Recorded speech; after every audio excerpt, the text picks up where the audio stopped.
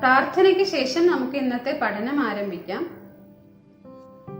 ഓം ശ്രീ മഹാഗണപതയേ നമഃ. ഓം നമോ ഭഗവതേ വാസുദേവായ. വസുദേവസുതം ദേവം കംസചാണൂരമർദ്ദനം ദേവകീ പരമാനന്ദം കൃഷ്ണം വന്ദേ ജഗൽഗുരും.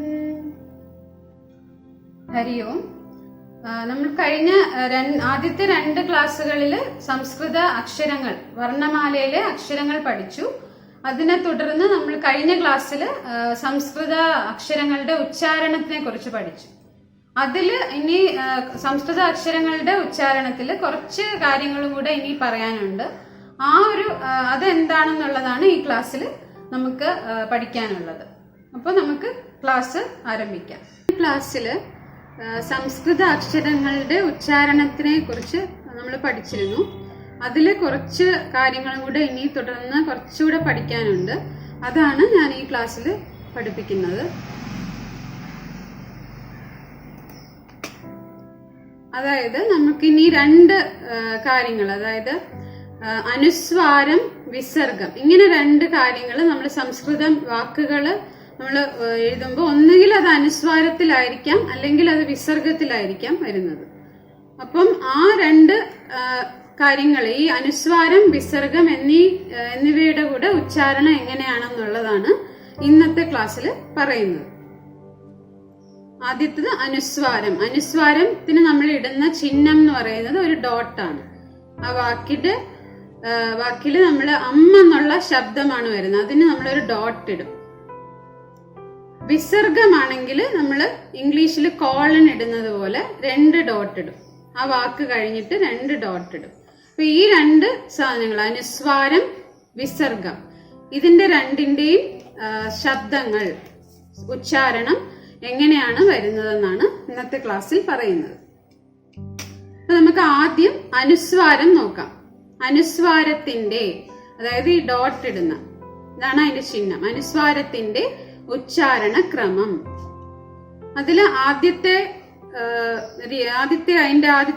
റൂളിൽ ആദ്യം വരുന്നത്, ഒരു സ്വരത്തിന്റെ പുറകിൽ വരുന്നത് കൊണ്ട് അനുസ്വാരം എന്ന് പേര്. അതായത് സ്വരത്തിന്റെ പുറകിലാണ് അത് വരുന്നത്. അപ്പം അനുസ്വാരം, ഒരു സ്വരത്തിന്റെ പുറകിൽ വരുന്നത് കൊണ്ട് അനുസ്വാരം എന്ന് പേര്. അങ്ങനെയാണ് അതിന് ആ പേര് വന്നത്. അനുസ്വാരത്തിന് അനുസ്വാരത്തിന് മ എന്ന ശബ്ദമാണ്. അപ്പൊ അതിന്റെ ശബ്ദം എന്ന് പറയുന്നത് മ ആണ്. മ. അത് നമ്മൾ ഈ 2 രീതിയിൽ ഇത് എഴുതാറുണ്ട്. മ എന്ന ശബ്ദം മ എന്ന് വെച്ച് എഴുതും, ഡോട്ട് ഇട്ട് എഴുതും. അത് എങ്ങനെയാണെന്നുള്ളത് രണ്ടും അതിന്റെ ഡിഫറൻസ് എന്താണെന്നുള്ളത് ഞാൻ ഇതിന്റെ അടുത്ത സ്ക്രീനിൽ വരും. ഇപ്പൊ നമ്മൾ ഈ അനുസ്വാരത്തിന്റെ റൂൾസ് ആണ് ഇതിൽ പറയുന്നത്. അപ്പൊ ഇതില് അനുസ്വാരത്തിന് മ എന്ന ശബ്ദമാണ്. അതിന്റെ ഉദാഹരണമാണ് കമലം. ഇത് വായിക്കുന്നത് കമലം, താമര എന്നുള്ള. ജലം, വെള്ളം, ജലം എന്നുള്ള. കമലം, ജലം. അപ്പൊ ഇവിടെ 2 മ ശബ്ദം വന്നിട്ടുണ്ട്. അപ്പൊ അനുസ്വാരത്തിന്റെ ശബ്ദം മ എന്നാണ്. മ എന്നാണ് അതിന്റെ ശബ്ദം. അതിന്റെ ചിഹ്നം ഡോട്ട്. ഇങ്ങനെ ഒരു ഡോട്ട് ഇടുന്ന ചിഹ്നം. അപ്പൊ ഇത് നമ്മൾ ഡോട്ട് ഇട്ട് എഴുതുന്ന ചില സിറ്റുവേഷനിൽ നമ്മൾ ഡോട്ട് ഇട്ട് എഴുതാറുണ്ട്. അപ്പൊ ഈ 2ന്റെ വ്യത്യാസമാണ് അടുത്തതായിട്ട് ഞാൻ പറയുന്നത്. ഇത് ക്ലിയർ ആയി കാണുമെന്ന് വിചാരിക്കണം. അടുത്തത് നമുക്ക് അടുത്ത സ്ക്രീൻ നോക്കാം. അതായത് ലേഖന നിയമം, ലേഖന നിയമഃ എന്ന് പറഞ്ഞിട്ട് നമുക്ക് സംസ്കൃതത്തിലുണ്ട്. അത് ഈ അനുസ്വാരത്തിന്റെ ഉപയോഗം വരുമ്പോഴാണ് ലേഖന നിയമം നമ്മൾ നോക്കണം എന്താണ്. ലേഖന നിയമഃ, അനുസ്വാരത്തിന് ശേഷം സ്വരാക്ഷരമാണെങ്കിൽ മ എന്ന് തന്നെ എഴുതണം. അപ്പൊ ഇതിന്റെ ലേഖന നിയമത്തിലെ ആദ്യത്തെ റൂൾ എന്ന് പറയുന്നത്, അനുസ്വാരത്തിന് ശേഷം സ്വരാക്ഷരമാണെങ്കിൽ മ എന്ന് തന്നെ എഴുതണം. അതായത് നമ്മളിപ്പം ഈ ഒരു സിറ്റുവേഷൻ വരുന്നത് നമ്മൾ സെന്റൻസ് ഉണ്ടാക്കും. അതിന് നിങ്ങൾ അടുത്ത ഫ്യൂച്ചർ ക്ലാസ്സസിൽ പഠിക്കുകയുള്ളൂ. അപ്പൊ ഇവിടെ നമ്മള് സെന്റൻസ് ആയിട്ട് സംസ്കൃതത്തില് വാക്യങ്ങൾ ഉണ്ടായി. ഇപ്പൊ പദങ്ങളും നമ്മൾ പഠിച്ചിട്ടില്ല. വാക്യങ്ങൾ വരുന്ന സമയത്ത് ഫസ്റ്റ് ഒരു വാക്ക് 2-3 വാക്കുകൾ ചേരുമ്പോഴാണ് ഒരു വാക്യം ഉണ്ടാവുന്നത്. പദങ്ങൾ ചേരുമ്പോൾ വാക്യം നമുക്ക് ഉണ്ടാക്കിയെടുക്കാം.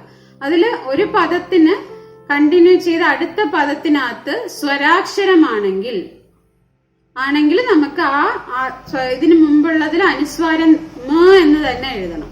സ്വരാക്ഷരമാണ് അതിനെ ഫോളോ ചെയ്ത് വരുന്ന, സ്വരാക്ഷരത്തിൽ തുടങ്ങുന്ന വാക്കാണ് ഇപ്പം ഫോളോ ചെയ്ത് വരുന്നതെങ്കിൽ മ എന്ന് തന്നെ ആ ആദ്യത്തെ വാക്കിന്റെ ഇതില് നമ്മൾ മ എന്ന് തന്നെ എഴുതണം ആ വാക്കിന്.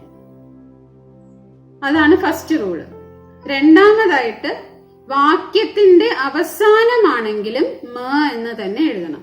വാക്യം ഇപ്പൊ ഒരു സെന്റൻസ് എൻഡ് ചെയ്യുന്നിടത്ത് നമുക്ക് അനുസ്വാരം വരുന്ന ഒരു വാക്ക് അവിടെ എൻഡ് ചെയ്യുന്നിടത്തുണ്ടെങ്കിൽ അവിടെയും നമ്മൾ മ എന്ന് തന്നെ എഴുതണം.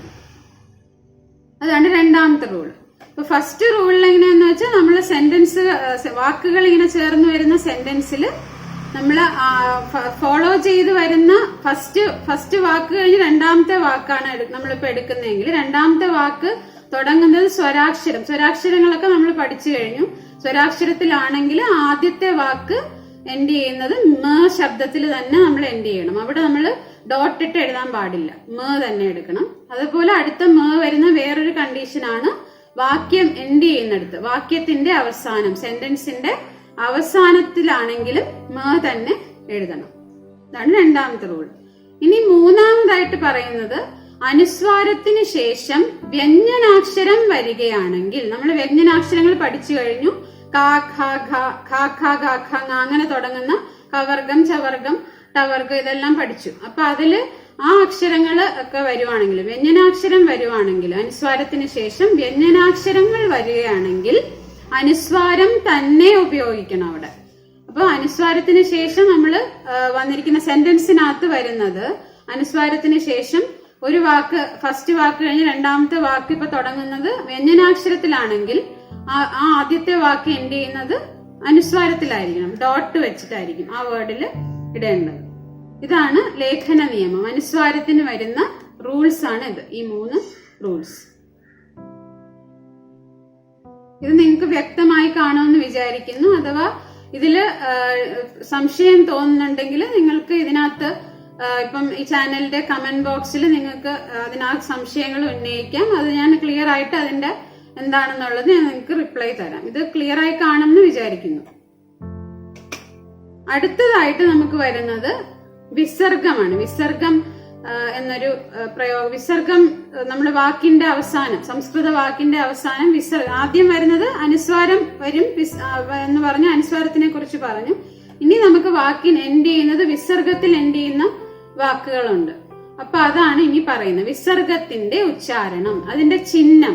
ആദ്യമായിട്ട് അതിന്റെ ചിഹ്നം പറയുകയാണ്. ഇതാണ് അതിന്റെ ചിഹ്നം. അതായത് നമ്മൾ ഇംഗ്ലീഷിൽ കോളൻ ഇടുന്നത് പോലെ 2 ഡോട്ട് ഇടുന്നത്, അതാണ് വിസർഗത്തിന്റെ ചിഹ്നം. ഇനി ഈ ചിഹ്നത്തിന്റെ ശബ്ദം എന്ന് പറയുന്നത്, അനുസ്വാരത്തിന്റെ ഡോട്ടിന് നമ്മൾ മ എന്ന ശബ്ദമാണ് കൊടുത്തതെങ്കിൽ ഇവിടെ വിസർഗത്തിന്റെ ഈ 2 ഡോട്ട് ഇടുന്ന എങ്ങനെ വരുന്നതിന് നമ്മൾ ഹ എന്ന ശബ്ദത്തിന്റെ പകുതി ഉച്ചാരണമാണ് കൊടുക്കുന്നത്. അപ്പൊ വിസർഗത്തിന് ഹ എന്ന ശബ്ദത്തിന്റെ പകുതി ഉച്ചാരണമേ പാടുള്ളൂ. അതാണ് റൂള്. അപ്പൊ നമ്മൾ ഇങ്ങനെ ഒരു വാക്കിന്റെ അവസാനം ഇങ്ങനെ ഇട്ട് കഴിഞ്ഞാൽ അവിടെ ഹ എന്ന് നമ്മൾ പൂർണ്ണമായിട്ടും നമ്മൾ പറയുമ്പോൾ യൂഷ്വലി നമ്മൾ ഹാന്ന് പൂർണ്ണമായിട്ടും പറഞ്ഞു പോവും. പക്ഷെ അങ്ങനെ പാടില്ല. ഹായുടെ പകുതി ഉച്ചാരണമേ പാടുള്ളൂ. ഉദാഹരണം നമുക്കിവിടെ നോക്കാം.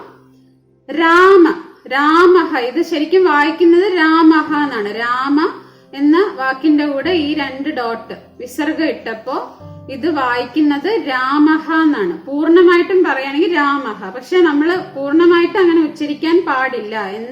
രാമഹ എന്ന് പൂർണ്ണമായി ഉച്ചരിക്കാൻ പാടില്ല. പിന്നെ എങ്ങനെ ഉച്ചരിക്കണം? അതിന്റെ പകുതി ശബ്ദം മാത്രം. രാമ ഇത്രേ വരാവൂ. ആ ഹായുടെ പൂർണ്ണ ഉച്ചാരണം വരാൻ പാടില്ല. രാമ അങ്ങനെ വേണം പറയാൻ. അടുത്ത റൂള്, വിസർഗം ഒരു സ്വരത്തിന്റെ കൂടെ വരുന്നത് കൊണ്ട് മുമ്പിലുള്ള സ്വരത്തിന്റെ ശബ്ദഛായയാണ് അതിന് വരിക. അതായത് വിസർഗം നമ്മൾ ഒരു സ്വരം, ഒരു വാക്കിന്റെ അവസാനം നമ്മൾ ഇടുമ്പോൾ ഒരു സ്വരത്തിന്റെ കൂടെയാണ് ആ വിസർഗം വരുന്നത്.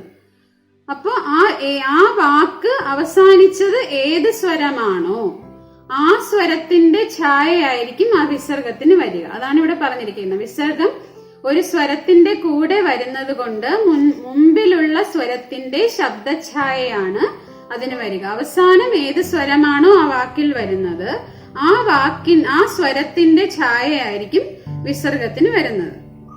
അത് നമുക്കിവിടെ ഉദാഹരണം പരിശോധിക്കുമ്പോൾ നമുക്ക് മനസ്സിലാവും. ഇപ്പൊ ആദ്യത്തെ ഉദാഹരണം രാമ. അപ്പൊ ഇവിടെ മായുടെ മാ എന്ന സ്വരമാണ്. അപ്പൊ അവിടെ അകാരമാണ്. അപ്പൊ അത് നമ്മൾ നോക്കുമ്പോഴത്തേക്കും ഇവിടെ അതിന്റെ ശബ്ദത്തിന്റെ ശബ്ദഛായ വന്നിരിക്കുന്ന മായുടെ അവസാനം ആയാണ്. അപ്പൊ രാമ ഇങ്ങനെ വരും. അടുത്തത് ഗുരു. അപ്പൊ അവസാനിക്കുന്നത് അവിടെ ഉ എന്ന ശബ്ദമാണ്, ഉകാരമാണ്, ഉകാരം എന്ന് പറയാൻ. രു എന്ന സ്വരത്തിൽ എൻഡ് ചെയ്തിരിക്കുന്നു. അപ്പൊ അത് ഉകാരമാണ്, ഉകാരമാണ്. അപ്പൊ ഗുരു. അപ്പൊ ഗുരു അത് ശരിക്കും പൂർണ്ണമായിട്ട് വായിക്കുമ്പോൾ ഗുരുഹു എന്നാണ്. പക്ഷെ നമ്മൾ അങ്ങനെ പൂർണ്ണമായിട്ടും പറയാൻ പാടില്ല. ഗുരു ഇങ്ങനെ പറയണം. ആ പകുതി ഉച്ചാരണം വരണം. അപ്പം ഈ ഊവിന്റെ ശബ്ദഛായയാണ് ഇവിടെ വന്നിരിക്കുന്നത്. അടുത്തത് കവി. അപ്പൊ കവി എന്ന് പറയുമ്പോൾ അതില് സ്വരം, അവസാനത്തെ സ്വരം എന്ന് പറയുന്നത് ഈ ആണ്. ഈ വിയില് ഈയുടെ ഇകാരമാണ് വന്നിരിക്കുന്നത്. അപ്പം അതില് നമുക്ക് എൻഡ് ചെയ്യുന്ന ആ ശബ്ദഛായ ഈയുടെ ഛായ ആയിരിക്കും വരുന്നത്. അപ്പൊ കവിഹി എന്നാണ് ഇത് വായിക്കുന്നത്. കവി പൂർണ്ണമായിട്ടും നമ്മൾ കവിഹി എന്ന് പറയാൻ പാടില്ല എന്നാണ്. പക്ഷെ സംസ്കൃതം നമ്മൾ വായിച്ച് കൊണ്ട് വരുമ്പോഴത്തേക്കും നമ്മൾ കവിഹി അങ്ങനെ തന്നെ പറയും. പകുതി ഉച്ചാരണമേ വരാൻ പാടുള്ളൂ. അടുത്തത് നോക്കുകയാണെങ്കിൽ കവേ. അപ്പൊ അവസാനിക്കുന്നത് ഏകാരമാണ്. ഏകാരമാവുമ്പോ അവിടെ വന്നിരിക്കുന്നത് കവേഹെ. ഈ കവേ എന്നുള്ള വാക്കിന്റെ കൂടെ ഈ വിസർഗം ഇട്ടപ്പോ കവേഹെ. അപ്പം ആ ഏകാരത്തിന്റെ ശബ്ദഛായ അവിടെ വന്നു. അപ്പൊ കവേഹെ. അടുത്തത് കരൈ എന്നുള്ള വാക്കാണ്. അപ്പൊ അതിൽ നമ്മൾ വിസർഗം ഇട്ടപ്പോ ഐ ആണ് അവിടുത്തെ ശബ്ദം, ഐകാരം ഐ ആണ്. അപ്പം അവിടെ നമ്മള് ചെയ്യുന്ന അതില് കരൈഹി.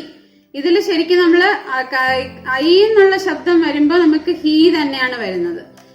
ഇതിൽ പോലെ ഈ കാരത്തിൽ വരുന്ന പോലെ തന്നെയാണ് ഐ ശബ്ദത്തിലും വരുന്നത്. കരൈഹി ഇങ്ങനെ വരും.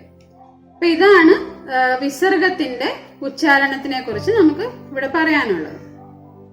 ഇത്രയും. അപ്പൊ ഈ രണ്ട് ഇതെന്ന് വെച്ചാൽ സംസ്കൃത വേർഡുകൾ ഇനി പഠിച്ചു തുടങ്ങുമ്പോൾ ഒന്നുകിൽ അത് വിസർഗം വെച്ചിട്ടായിരിക്കും, അല്ലെങ്കിൽ അനുസ്വാരം വെച്ചിട്ടായിരിക്കും.